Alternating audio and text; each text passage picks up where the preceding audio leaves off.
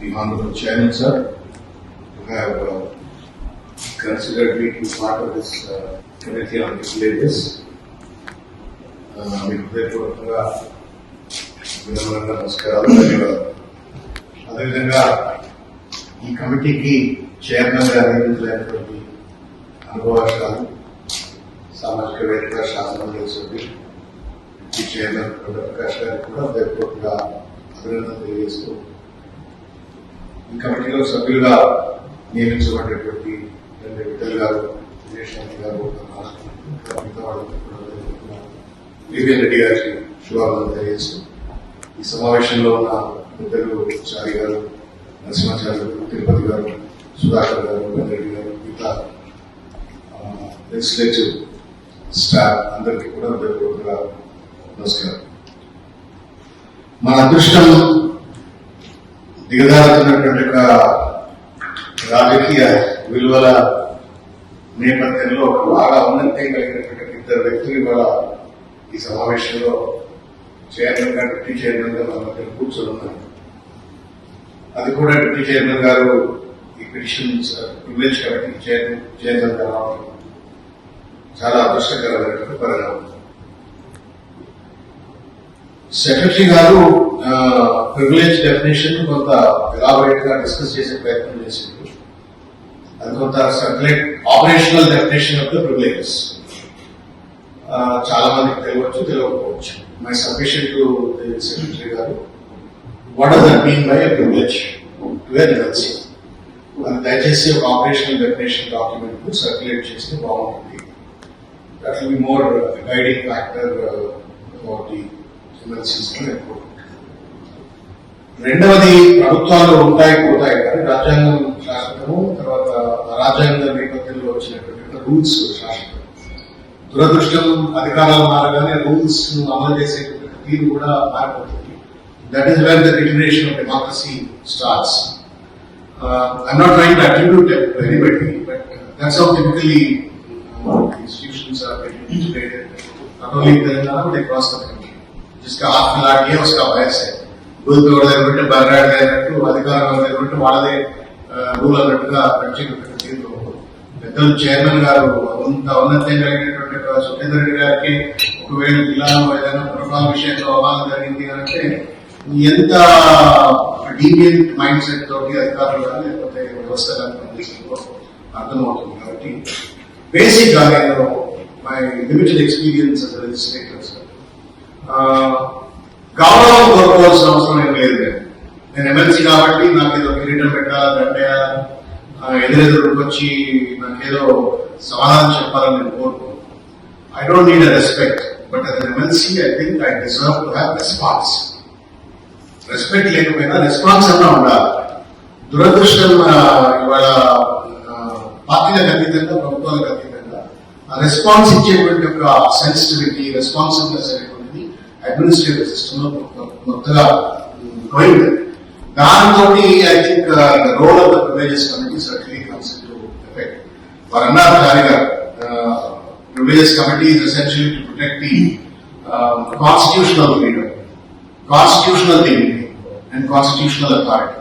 రాజ్యాంగం ఇచ్చినటువంటి ఒక ఫ్రేమ్ వర్క్ లోనే ఇవి కాపాడుతూ బాధ్యతాయుతంగా ఉండవలసినటువంటి ఒక అడ్మినిస్ట్రేటర్స్ చాలా దుమార్లు వేస్తున్నారు.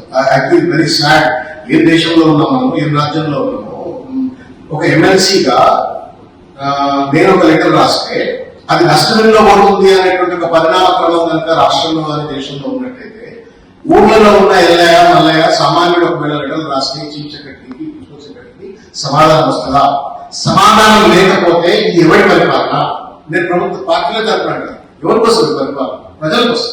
Ultimately, the poorest is the poor if they don't get the response, if they don't get an answer. If the representative does not even get a response, నేనే రాసుకుంటారు వాళ్ళ లెటర్లు డస్ట్బిన్లే, ప్రిన్సిపల్ సెక్రటరీ రాసుకుంటారు. ఏది లేకపోయినా ఐ రిసీవ్డ్ యువర్ లెటర్ అని చెప్పని కూడా ఇస్తలేరు అని అంటే how extend the system has become అనేది దయచేసి మనం పోప్ చేయాల్సిన అవసరం ఉంది అని చెప్పి నేను భావిస్తున్నాను. It is not just in the interest of my respect, it is in the interest of the democracy respect. దాన్ని గౌరవించడం కోసమైనా అధికారులను అకౌంటబుల్ చేయాలి.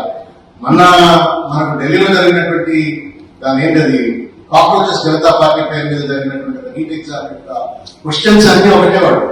నీట్ ఎగ్జామ్ బహానా, బట్ వాడు అడుగుతున్నది ఏంటి? వ్యవస్థ నుంచి ఏమడుగుతున్నాడు అంటే అన్సర్విటీ అడుగుతున్నాడు, సెన్సిటివిటీ అడుగుతున్నాడు, రెస్పాన్సిబిలిటీ అడుగుతున్నాడు. అవి ఎప్పుడైతే లేవో ఇట్లాంటి విప్లవాలు వస్తాయి, ఇట్లా ఎవరేషన్స్ వస్తాయి. కాబట్టి my appeal to honourable chairman sir and legislator and ఈ కమిటీ చైర్మన్ గారికి ఏంటంటే let us set some precedences. ఒక బలమైనటువంటి ప్రెసిడెన్సెస్. Legislature means that the government and institutions have to be accountable అనేటువంటి రీతిలో ఉండాలి. రెండవది సందర్భోచితమా కాదా నాకు తెలియదు, కానీ పెద్దలు ఉన్నారు కాబట్టి, అందరూ పెద్దలు ఉన్నారు కాబట్టి మాట్లాడుతున్నారు. కౌన్సిల్ ఏదో నేను పర్సనల్ ఫీల్ అవుతున్నా సార్, ఏదో సౌత్ తల్లి ట్రీట్మెంట్ గా అనిపిస్తా ఉంది. Constitutional development, constituency development fund ఆ ఎమ్మెల్యేలకు ఏమో దాన్ని రూట్ మార్చ్ పడేసిండ్రు, ఎస్డిఎం అని పెట్టేసిండ్రు. కనీసం ₹1 కూడా అభివృద్ధి పనుల కోసం రికమెండ్ చేసేట్టుగా కనీస సాధికారత కౌన్సిల్ లేనప్పుడు how does that they will be able to discharge that so-called constitutional obligation to fulfill the requirements of the people in their constituency? That is మనం ప్రివిలేజ్ లో భాగంగా ప్రభుత్వం దృష్టికి తీసుకొస్తే బాగుంటుంది అని చెప్పి నేను భావిస్తాను. అందుకే అడిగాను, what does it mean by operational definition of privilege? If the government denies to this area, you are actually violating my privilege to discharge my duty. రెండవది బిల్స్ విషయంలో కూడా కొన్ని బిల్స్ వస్తున్నాయి, కొన్ని బిల్స్ రావట్లేదు. ప్రత్యక్షంగా మేము మాకు నచ్చకపోయినా ఆ రోజు మేము పెద్ద ఎత్తున గొడవ చేసినాం. ఘోష్ కమిటీ రిపోర్ట్ రాత్రి సిబిఐ ఎంక్వైరీ అని చెప్పి ఆ అసెంబ్లీ చేసినప్పుడు ఇక్కడ చర్చ కూడా రాకపోయింది.